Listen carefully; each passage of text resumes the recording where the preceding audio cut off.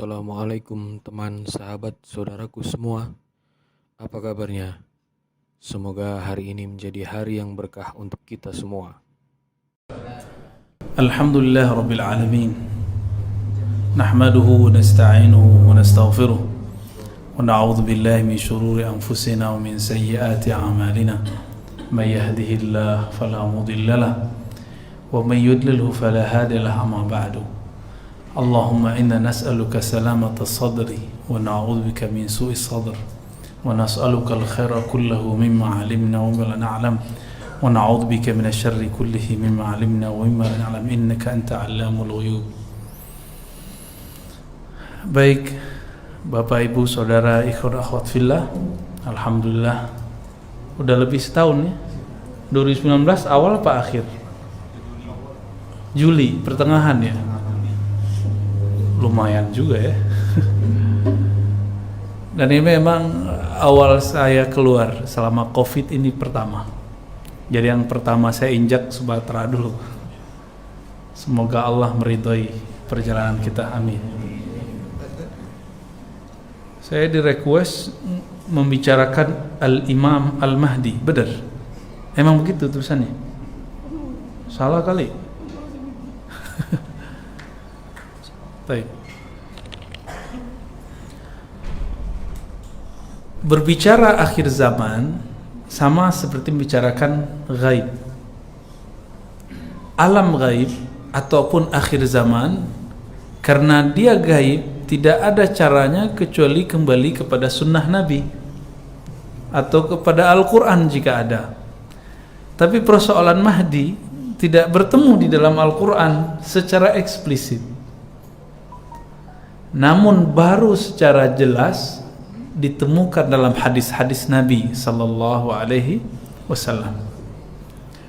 Lagi-lagi kita ulang, karena persoalan Imam Mahdi, Imam akhir zaman, sama seperti membicarakan masa mendatang alam gaib atau alam gaib hari ini. Sekarang ada alam gaibnya? Ada.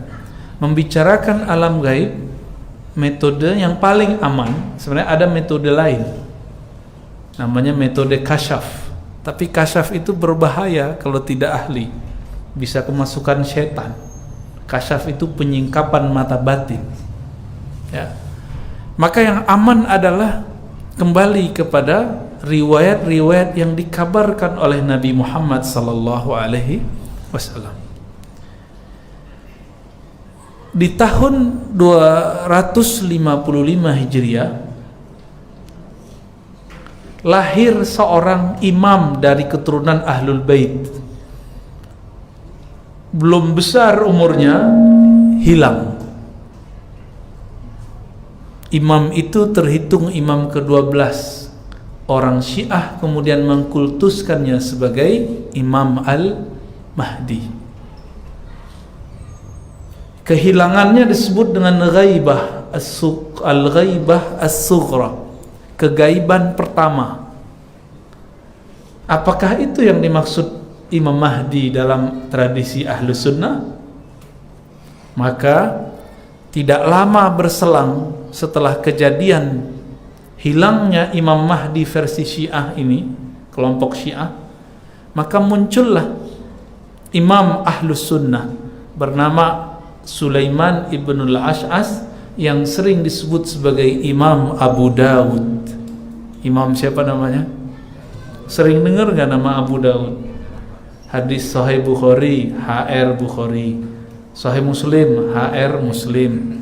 Ya, hadis Abu Dawud, HR Abu Dawud. Ini berubah-ubah ya suaranya ya? Ya, nggak apa-apa. Terganggu nggak? Enggak ya. Imam Abu Dawud wafat sekitar 275 Hijriah. Berarti kejadian hilangnya imam orang Syiah sebelum beliau wafat beberapa tahun. Maka beliau tulislah satu bab dalam kitab Sunan Abi Dawud, kitab ketiga setelah Sahih Bukhari. Sahih Bukhari, Sahih Muslim, yang ketiga Sunan Abu Dawud. Imam ini semasa dengan Bukhari, tapi lebih muda. Karena Bukhari lahir sekitar tahun 194, dia setelah tahun 200, kira-kira 202 atau 204. Oke, udah kebayang nih orangnya yang nulis siapa? Imam Abu Dawud rahmatullah alaih. Beliau menulis satu bab dalam Sunan Abi Dawud. Apa babnya? Kitabul Mahdi, bab tentang Imam Al-Mahdi. Saya kira itu babnya panjang, ternyata cuma 9 hadis atau 10 hadis, lebih kurang. Berarti beliau mencukupkan beberapa hadis saja. Tapi Imam Abu Dawud mengatakan, aku hafal 500.000 hadis. 500.000 setengah juta, bukan? Ya, itu banyak apa dikit? Banyak apa dikit? Banyak apa banyak? Banyak apa banyak? Kata orang Jawa tuh, banyak. Tanya Ustadz sekarang, 42 hadisnya susah ngapal. Hadis Nawawi, Arba'in Nawawiyah namanya. Kalah mana SD, anak TK, anak SD hafal hadis 42. Ustadz katanya Ustadz ahli hadis, 42 hadis pun tak hafal. Banyak hari ini. Imam Abu Dawud mengumpulkan 500.000 hadis. 500.000 ini dia pilih yang bagus-bagus. Tersisalah 4.000-an. Dari 4.800-an ya, sekitar itu. Dari situ dia ambil hadis Al-Mahdi sekitar 9 saja. Dan dari 9 itu yang paling jelas 1 atau 2 atau 3 hadis saja. Nah, saya mau cerita 2, 3 itulah ya. Insya Allah biar gampang beragamanya. Kalau saya ceritakan 9, pagi besok baru selesai menjelaskannya ya. Ini saya jelaskan dalam daurah untuk para teman-teman, para ustadz di hari pertama datang di Pekanbaru, hari Kamis di YTWU, tapi berbahasa Arab Pak, mulai sebelum zuhur sampai sebelum asar ya. Awalnya ada yang datang, yang lain 5 menit kabur, dikira bahasa Indonesia kali ya. Waalaikumsalam, marhaban, marhaban. Ya, fadhal. Allahumma shalli ala. Ya, duduk. Assalamualaikum. Ahmadullah. Ya, duduk. Memuliakan beliau. Dah, duduk. Duduk sini ya. Udah. Izinkan aku menghargai beliau. Insyaallah kita perhatian. Ya. Syukran ya, jazakallah khair. Kita lanjut. Oke, baik. Allahumma salli ala Sayyidina Muhammad. Di dalam hadis tersebut, fadal, jazakallah khair. Nabi Muhammad sallallahu alaihi wasallam mengatakan, Al-Mahdi min itrati. Allahumma sholli ala Muhammad. Ya. Al-Mahdi itu dari keturunanku. Min waladi Fatimah. Dari keturunan Sayyidah Fatimah. Ini untuk aku. Assalamualaikum. Waalaikumsalam warahmatullahi. Nah, duduk situ dekat Cang Nandar tuh ya. Oke, syukron ya. Terima kasih.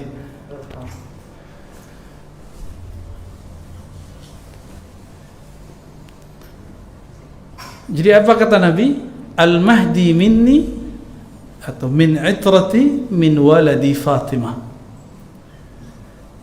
Imam Mahdi itu dari keturunanku. Nabi itu punya keturunan lewat jalur siapa? Sayyidah Fatimah. Maka hati-hati Jika ada ajaran yang mencoba meragukan keturunan Rasulullah, itu adalah ajaran yang terindikasi terkena fitnatud dajjal, terkena fitnahnya dajjal. Fitnah dalam bahasa Arab artinya kekacauan, kerancuan ajaran dajjal. Dajjal artinya lawan dari Al-Mahdi.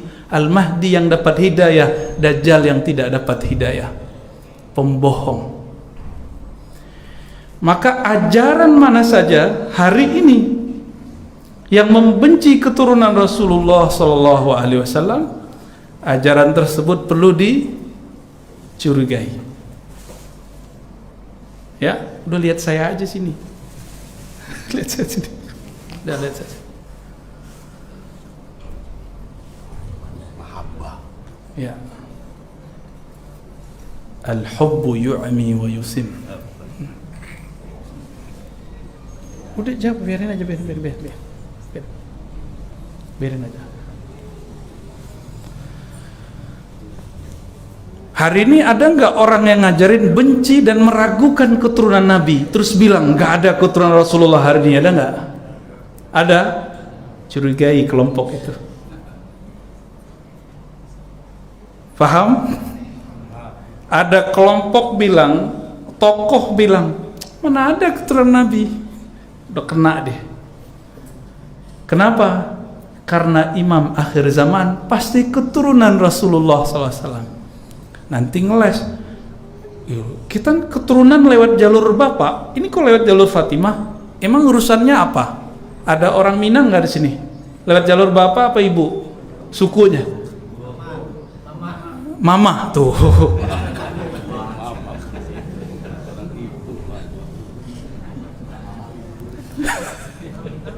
Iya, lewat ibu kan, matrilineal.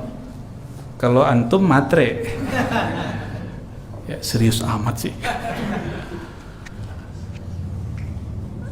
Ada kok sah, itu kan masalah ketentuan hukum aja, hukum yang berlaku.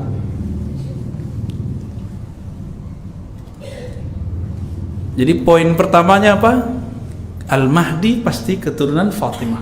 Di ujung bab Imam Abu Daud menyebutkan satu hadis, tapi hadisnya lemah, bahwa Al-Mahdi keturunan Sayyidina Al-Hasan. Ya. Tapi ada riwayat lain Sayyidina Al-Husain, sama-sama lemah. Maka kita gabung saja. Anaknya Fatimah berapa? 2. Ya udah, Al-Mahdi gabungan Hasan dan Husain. Maka nasabnya 2, Al-Hasani wal Husaini. Di pertengahan bab beliau mengatakan imam akhir zaman itu yuwati usmuhu ismi, isimnya dia sama, yuwati sama, sepakat, sesuai dengan ismi. Apa arti ismi bahasa Arab? Nama, itu terjemahan. Imam Al-Bajuri, kalau kita dulu di pesantren ngaji kitab hasyiah imam, salah satu yang paling terkenal namanya Imam Al-Bajuri. Imam Al-Bajuri, salah satu syekh di Al-Azhar. Salah satu syekh di Al-Azhar. Dulu, udah lama itu. Beliau punya murid yang umurnya panjang, salah satunya namanya Syekh Al-Aquri. Itu punya murid namanya Said Muhammad Alawi Al-Maliki, dan juga yang lebih tua Syekh Muhammad Yasin Al-Fadani. Ilmunya ini berkembang lewat murid-murid beliau berdua. Syekh Yasin Al-Fadani, kiainya Encang Nandar, berguru ke beliau. Ya. Ini orang ini sakti juga nih ilmunya. Tapi kalau lagi pakai udut nggak sakti dia. Taib. Jadi apa arti ism? Kata Imam Bajuri ketika menjelaskan makna basmalah, Bismillah. Ism itu artinya apa? Kalau orang sekarang kan kurang percaya sama kekuatan nama. Apa kata mereka? Apalah arti sebuah nama? Dia nggak paham. Nggak ada nama nggak bisa masuk kantor, ya nggak? nggak ada nama, nggak bisa sekolah. Bisa nggak? Nggak ada nama, saya nggak bisa terbang sini. Ya, nggak ada nama, nggak dapat gaji. Kalau nggak ada nama, maka nama penting bukan? Penting nama itu.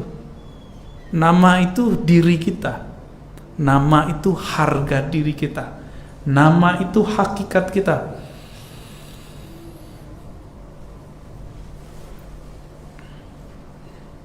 Apa arti nama? Al-ismu arti awalnya adalah as-sumu. Sumu sama langit. Langit di atas apa di bawah? Tinggi apa rendah? Maka sumu artinya ketinggian derajat. Namanya, isimnya menyerupai namaku atau bersesuaian dengan isimku. Berarti kalau diterjemahin yang pertama apa? Ketinggian derajatnya mengikuti ketinggian derajatku. Tetap nggak boleh sama, karena Nabi tetap paling tinggi, wali di bawahnya. Tidak ada wali yang lebih tinggi daripada Nabi sallallahu alaihi wasallam.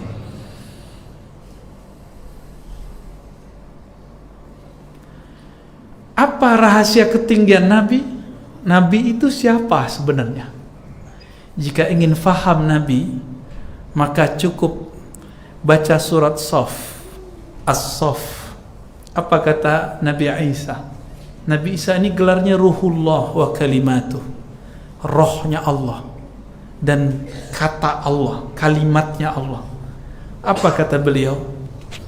Wahai Bani Israel, aku Rasulullah kepada kalian, dan memberi mubasyiran, memberi kabar gembira mengenai kedatangan seorang Rasul setelahku, Rasul yang penutup dan paripurna, namanya ismuhu Ahmad. Pakai ism. Ism itu artinya ketinggian derajatnya, bernama Ahmad. Ahmad itu siapa? Apa beda Ahmad dan Muhammad? Cuma sekedar nama? Apalah arti sebuah nama? Gak berlaku, Pak. Penting nama itu. Apa beda Ahmad dan Muhammad? Kenapa Nabi Isa tidak mengatakan ismuhu Muhammad, tapi ismuhu Ahmad? Ahmad secara bahasa Arab artinya apa? Yang pernah baca bahasa Arab? Hamida yahmadu hamdan. Puji-pujian, terpuji. Ahmad yang paling terpuji karena ketinggiannya. Siapakah Ahmad itu? Ahmad itulah hembusan Allahu Ahad.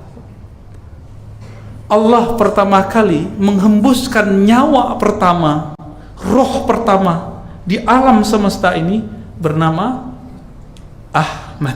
Makanya Nabi Isa, karena beliau lahir tidak perlu ada seorang ayah, dia sangat mengerti hakikat Nabi Muhammad sallallahu alaihi wasallam. Jadi Al-Mahdi itu namanya, ketinggian derajatnya mengikuti, berkesesuaian dengan ketinggian derajatku. Itu maksudnya kepada Ahmad. Apa kata Nabi dalam hadis Imam Al-Hakim, dan hadisnya sahih menurut beliau dan diterima oleh imam-imam yang lain, kecuali imam yang tidak percaya bab ilmu qalbu, ilmu hakikat. Imam Hakim ini mengarang kitab dari Mustadrak ala Sahihain, hadis-hadis sahih yang ketinggalan gak ada dalam Sahih Bukhari dan Muslim. Dia punya murid namanya Al-Baihaqi, ya. Imam Ahlus Sunnah, aqidahnya Asy'ariyah Maturidiyah, mazhabnya Syafi'i. Tapi karena dia meriwayatkan riwayat seperti ini, dia dituduh sesat oleh kelompok-kelompok yang dari dulu tidak percaya zuriat Nabi sallallahu alaihi wasallam. Apa kata Nabi? Kuntu nabiyyan wa Adam baina ma'in wa tin wa Adam munjadilun baina ma'in wa tin. Yang riwayat kedua lebih sahih. Aku telah jadi nabi, Adam masih tanah, belum ada. Berarti sudah ada nabi sebelum nabi di bumi. Itulah Ahmad. Kuntu Ini bukan obrolan saya. Yang berbicara siapa? Nabi Muhammad sallallahu alaihi wasallam. Belum berbicara tentang dirinya yang lain. Dirinya yang sebelumnya. Kuntu, adalah aku dulu. Kalau bahasa Arab apa Jang? Kuntu, kana yakunu. Kuntu past tense. Fi'il madhi. Dulu adalah aku seorang nabi. Adam belum ada. Itu nabi di masa apa? Ada yang tahu nggak? Nggak ada yang ingat kan? Emang kita belum ada juga, Nabi Adamnya belum ada, apalagi kita. Jadi Nabi Muhammad sudah menjadi Ahmad Nabiullah dulu. Inilah beda Nabi dengan Rasul. Kalau Nabi sudah lama, maka tolong luruskan pelajaran-pelajaran di sekolah. Nabi Muhammad diangkat jadi Nabi bukan umur 25. Beliau diangkat sudah ada sebelum ada alam ini. Tua nggak Nabi Muhammad? Itu sebabnya beliau cukup 13 tahun di Mekah, 10 tahun di Madinah, beres persoalan alam semesta.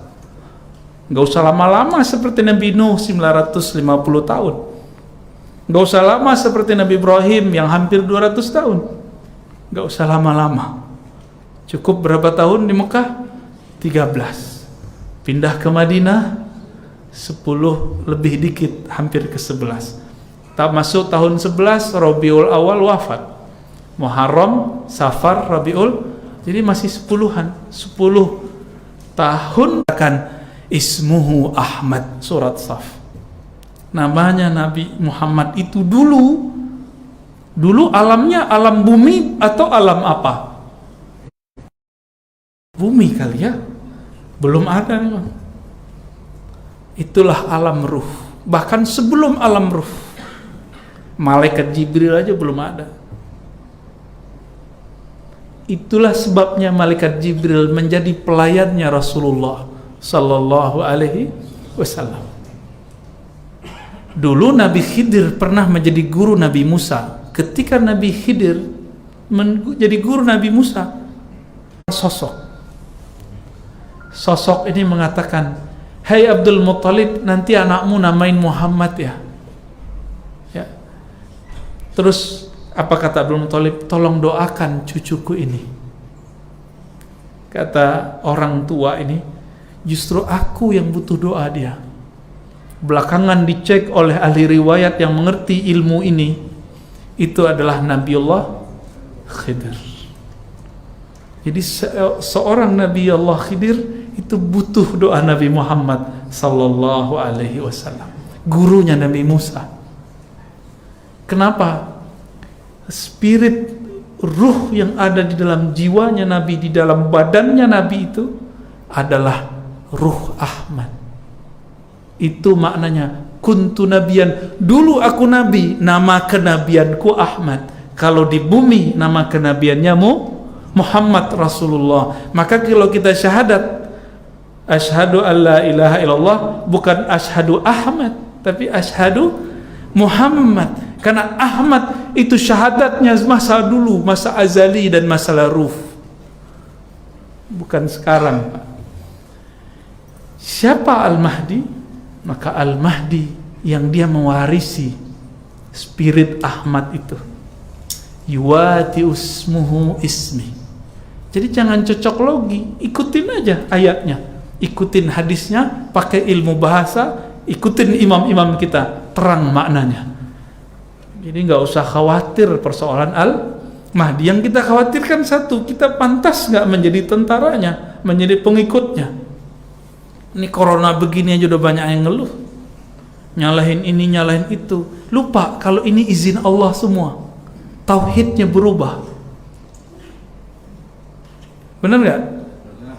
Muncul vaksin, salahin ini lagi, nggak suka nggak usah vaksin, ya, nggak usah macam-macam, jalan aja. Semuanya Allah telah atur, dan aturan Allah lebih hebat dari aturan orang-orang di luar Allah.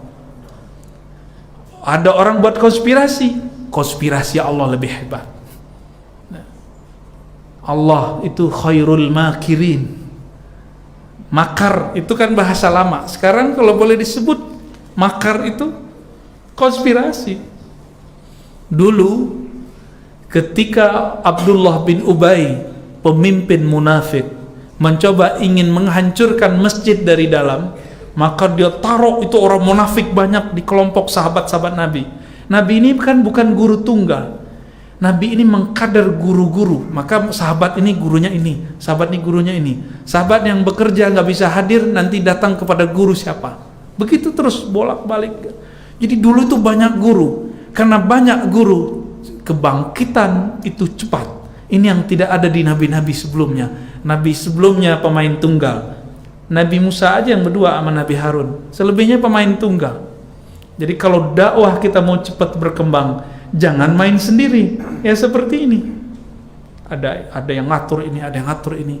Ada kader ini, ada mentor ini. Begitu. Nabi tahu ada munafik nyamar. Tapi kan nggak boleh bilang ente munafik, nggak boleh. Haram hukumnya, itu su'ul adab. Saking Nabi cintanya ke semua makhluk dan sayang, beliau pun masih menyolatkan Abdullah bin Ubay waktu mati.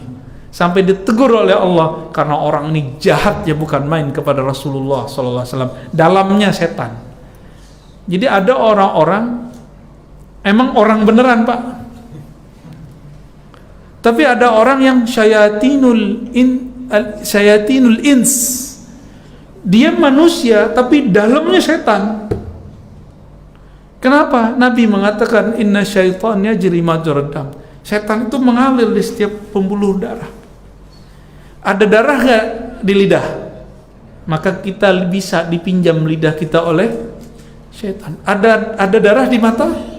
Maka mata ini bisa dipinjam oleh setan. Ada darah di bagian tubuh perut kita? Semuanya ada. Maka dia bisa ikut serta. Itu sebabnya kalau ahli fikih bilang sunat baca bismillah makan minum. Kalau versi ahli kolbu, ahli hakikat, ahlus sunnah wal jamaah, wajib sebenarnya baca bismillah itu. Itulah sholatnya badan. Makan minum itu. Sholat artinya zikir kan? Aqimis sholata li dzikri.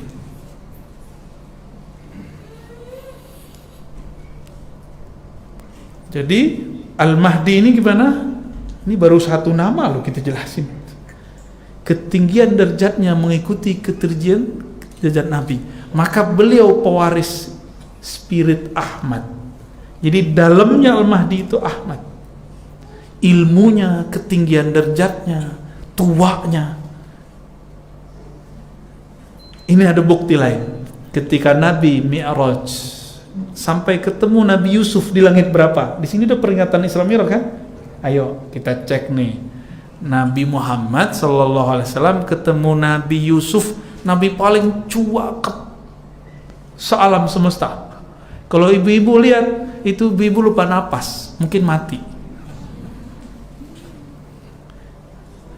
Lupa napas, kalau ngeliat saya kan biasa aja Bu, bisa enak ibu ngeliat saya. Itu apa kata Rasulullah? Gagahnya Yusuf baru separuh gagahnya aku. Cakepnya Yusuf separuh cakepnya aku. Jamaluhu nisfu jamalihi. Kira-kira gimana? Tapi Allah tidak zahirkan. Kalau dizahirkan bahaya penduduk Mekah perempuannya. Wajar Sayyidah Khadijah jatuh cinta kepada Rasulullah.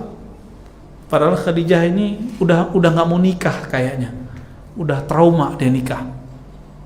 Biasa perempuan kalau ada masalah nggak mau nikah lagi ya, ketemu yang pas. Dia adalah Sayyidul Alamin, penghulu alam semesta, Nabi Muhammad SAW. Kalau fisik biasa, wajah Nabi itu biasa, orang Arab keturunan Nabi Ismail, keturunan Sayyidah Hajar, campur Ibrahim Hajar. Hajar orang Mesir. Tahu sendiri orang Mesir kulitnya gimana, ya, campur-campur. Nabi Ibrahim orang Babilonia, agak merah-merah gitu kulitnya. Tapi Sayyidah Khadijah bisa melihat keindahan itu. Maka kita curiga juga nih, Jangan-jangan Sayyidah Khadijah itu mewarisi kolbunya Siti Hawa atau Sayyidah Bilqis. Siapa tahu? Kan kita nggak tahu. Semua orang kan mewarisi orang-orang sebelumnya, spiritnya, ilmunya, akhlaknya. Bapak ini kan nggak nyadar. Dulu mbahnya suka ngaji, ya turun ke sini. Ada yang suka mabuk, turun juga Pak. Ada yang nyampur, dia tukang mabuk suka ngaji. Nah ini unik tuh. Di zaman Rasulullah ada, namanya Nuaiman. Ada yang begitu. Jangan coba-coba singgung Rasulullah, bisa digorok kita sama dia.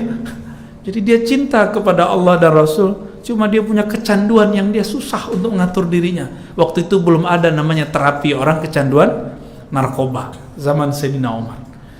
Baik, udah jam 7:30, Cong. Kita jam berapa ini ya asyaknya?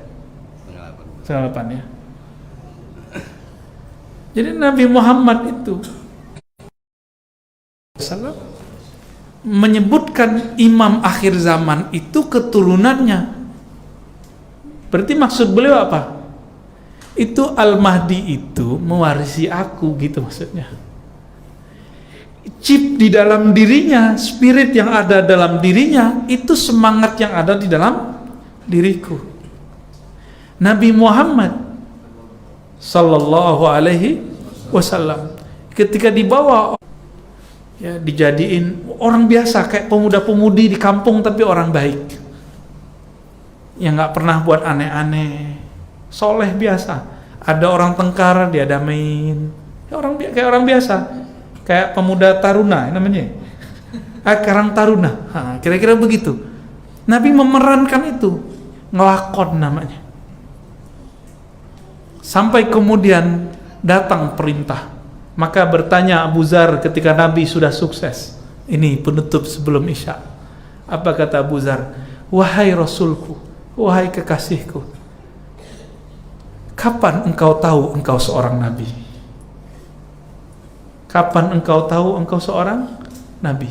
Apa jawaban Nabi Muhammad? Ketika aku main waktu kecil, tiba-tiba ada 2 malaikat datang kepadaku dan membedah dadaku. Karena yang membedah malaikat, maka yang dia bedah bukan hanya fisik, jadi tidak berdarah. Di saat itu saudara susunya, anak dari Halimah Sa'diyah, berteriak karena anak kecil ngadu ke siapa? Nyari maknya. Mama, akhirnya gitu ya. Halimah Sa'diyah dipanggil, bapaknya dipanggil. Muhammad dibunuh orang. Muhammad dibunuh orang. Datanglah Halimah, datanglah ayahnya, ayah susunya. Dilihat Nabi Muhammad udah guling-guling lagi, udah main pasir lagi. Bingung. Dikira anaknya ini main-main. Enggak. Ditanya, Muhammad, apa yang terjadi padamu? Gak ada apa-apa. Katanya tadi ada orang, iya, tapi gak bunuh aku. Gitu. Dilihat oleh Halimah, ada bekas seperti dibedah, tapi bedahnya canggih. Yang bedah siapa? Malaikat. Malaikat nur bukan, maka cepat sekali dan gak ada sakitnya. Sallallahu alaihi wasallam. Ternyata Nabi Muhammad itu nur juga, dan nurnya lebih terang daripada nurnya malaikat. Jadi sebenarnya itu formalitas aja, dibersihkan dadanya, jantungnya. Kenapa? Beliaulah an-nur, beliaulah cahaya. Dituangkan nur hikmah, nur iman. Jadi beliau sudah tahu dirinya Nabi waktu dia masih kecil. Jadi kira-kira gimana nih pelajaran SD, pelajaran SMP-nya keliru nggak nih? Cerita-cerita guru di MDA-nya kurang update ya. Kata gurunya, ayo belajar dari buayan sampai ke liang lahat. Hadisnya dari kita masih kecil sampai sekarang itu aja hadisnya. Dia nyuruh orang ngaji, baca, dia nggak baca. Padahal sekarang hadis Bukhari, Muslim, Abu Daud, Tirmizi tinggal download di Play Store. Iya, mudah. Dulu kita harus nyebrang sungai dulu, nyebrang gunung dulu, ketemu harimau dulu, ketemu singa dulu, bertengkar dulu sama harimau 7 kali, baru ketemu Kang Nandar.